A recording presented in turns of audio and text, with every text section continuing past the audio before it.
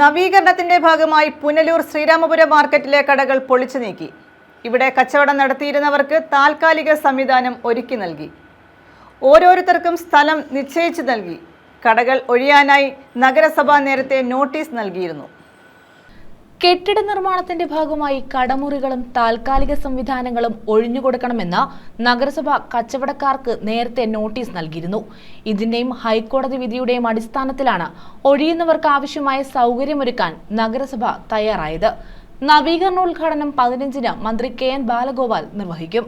സംസ്ഥാന തീരദേശ വികസന കോർപ്പറേഷന്റെ നേതൃത്വത്തിൽ കിഫ്ബി സഹായത്തോടെയാണ് 6.65 കോടി രൂപ ചെലവിൽ നവീകരണം നടത്തുന്നത്.